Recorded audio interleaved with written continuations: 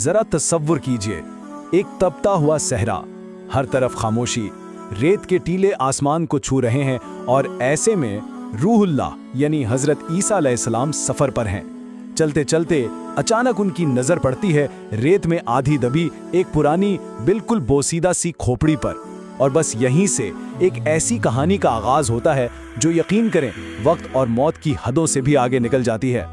सोचने वाली बात है ना कि अगर मुर्दे बोल सकते तो वो हमें क्या कुछ बताते। ये एक ऐसा सवाल है जो जाहिर है हमेशा से हम इंसानों को सोचने पर मजबूर करता है। तो हजरत ईसा अलैहिस्सलाम ने जब उस खोपड़ी को देखा जो सदियों की गर्द में अटी हुई थी, तो उनके दिल में भी यही ख्याल आया। वो जानना चाहते थे कि आखिर इस बेजान हड्डी के पीछे कौन सी दास्तान छुपी है। उनका दिल बस भर आया और उन्होंने फौरन बारगाहे इलाही में दुआ के लिए हाथ उठा दिए।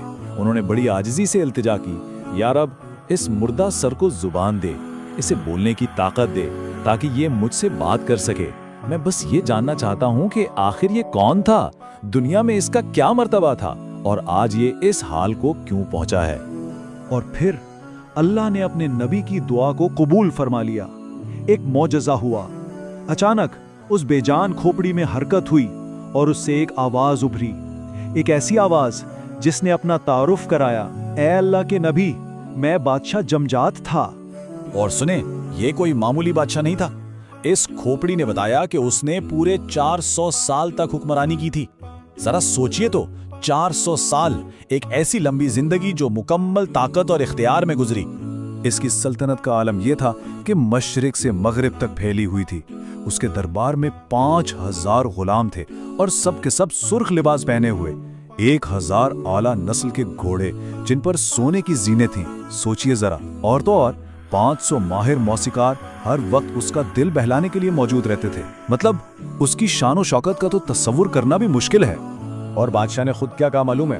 उसने कहा, इस लंबे अरसे में यकीन माने मैंने एक दिन के लिए भी कोई दुख, कोई गम नहीं देखा। क्या बात है, उसकी जिंदगी बिल्कुल परफेक्ट थी, हर खुशी उसके कदमों में थी।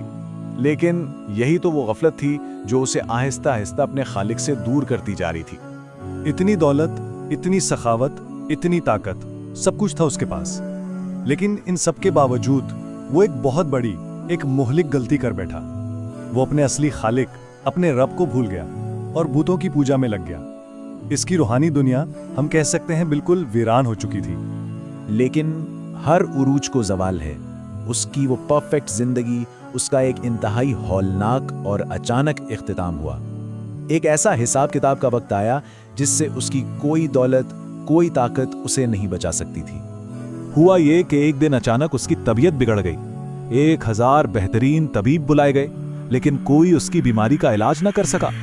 और सिर्फ 5वें दिन उसकी जबान काली पड़ गई, आंखों के सामने अंधेरा छाने लगा।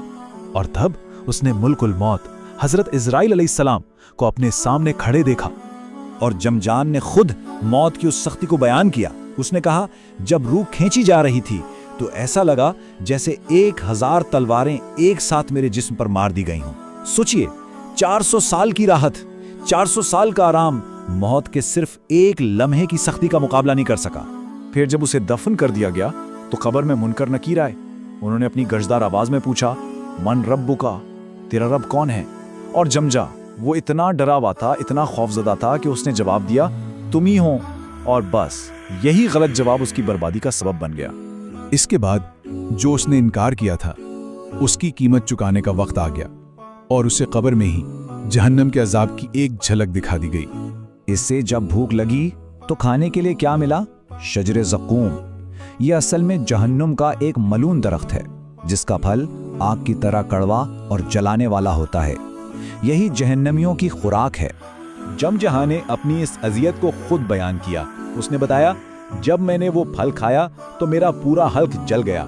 जब प्यास लगी तो जहन्नम का खौलता हुआ पानी पीने को दिया गया, जिससे मेरा गोश्त और खाल पिघलकर हड्डियों से अलग हो गई। और अजाब यहीं पर खत्म नहीं हुआ। सुने, इसे आग के जूते पहनाए गए, जिसकी गर्मी से इसका दिमाग पिघलकर बहने लगा। फिर जमीन ने उसे इतनी जोर से दबाया कि इसकी पसलियां एक दूसरे में घुस गईं और ऊपर से फरिश्ते उसे आग के हथौड़ों से बार बार मारते रहे। लेकिन इस सारी हौलनाक दास्तान में उम्मीद की एक छोटी सी किरण अभी बाकी थी। मायूसी के इन अंधेरों में रहमत का एक दरवाजा खुलने वाला था। तो वो कौन सी चीज थी? उसकी जिंदगी में एक खूबी ऐसी थी जो आखिरकार उसके काम आ ही गई। वो बहुत सखी था, बहुत ज्यादा। वो रोजाना हजारों भूखे लोगों को खाना खिलाता था और गरीबों की मदद करता था। भले ही उसकी ये सखावत ईमान के बगैर थी, लेकिन अल्लाह की रहमत तो इतनी वसी है कि उसने उसकी इस एक नेकी को भी जाया नहीं होने दिया और उसे शफाअत का एक मौका दे दिया। ये मौका मिलते ही जमजाह ने तड़प कर हजरत ईसा अलैहिस्सलाम से इल्तिजा की। उसने कहा, ऐ अल्लाह के पैगंबर, अल्लाह के वास्ते मेरे लिए दुआ कीजिए। अल्लाह से कहें कि वो मुझे बस एक मौका और दे दे ताकि मैं सिर्फ और सिर्फ उसी की ही इबादत कर सकूं। ये फरियाद सुनकर हजरत ईसा अलैहिस्सलाम का दिल भी पसीज गया। उन्होंने अल्लाह से रहम की इल्तिजा की और उनकी इस दुआ से जमजाहा को एक नई जिंदगी मिली, एक ऐसी जिंदगी जिसमें उसने कामयाबी का असल मतलब सीखा। तो अल्लाह ताला ने अपने नबी की दुआ कबूल फरमा ली। हजरत ईसा अलैहिस्सलाम ने उन बिखरी हुई हड्डियों पर अल्लाह का नाम लिया और मौजज़ा होना शुरू हो गया। वो हड्डियां आपस में जुड़ने लगी, फिर उन पर गोश्त चढ़ने लगा, खाल आने लगी और देखते ही देखते जुमजां एक मुकम्मल जिंदा इंसान बनकर उनके सामने खड़ा हो गया। लेकिन अब वो पहले वाला शान और शौकत वाला बादशाह नहीं रहा था। वो तो अब एक जाहिद, एक इबादत गुजार इंसान बन चुका था।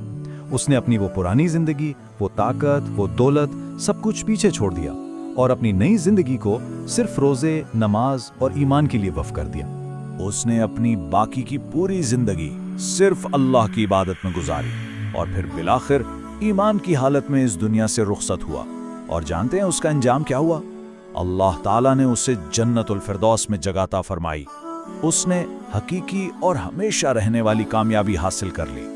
तो जमजाहा की इस पूरी कहानी से हम क्या सीखते हैं? कुछ बहुत अहम सबक हैं। पहला ये कि दुनिया की बादशाहत और ताकत सब आर्जी है। दूसरा, असल कामयाबी अल्लाह की पहचान और ईमान में है। और तीसरा कि सखावत जैसा अमल अगर सच्चे दिल से हो तो इंसान को अल्लाह की रहमत का हकदार बना सकता है। और आखिर में एक सवाल है जो हम सबको अपने आप से जरूर पूछना चाहिए कि हम आज जो जिंदगी गुजार रहे हैं उससे हम अपनी कौन सी मिरास पीछे छोड़कर जा रहे हैं? एक फानी, खत्म हो जाने वाली बादशाहत की, या फिर एक हमेशा रहने वाली दायमी कामयाबी की?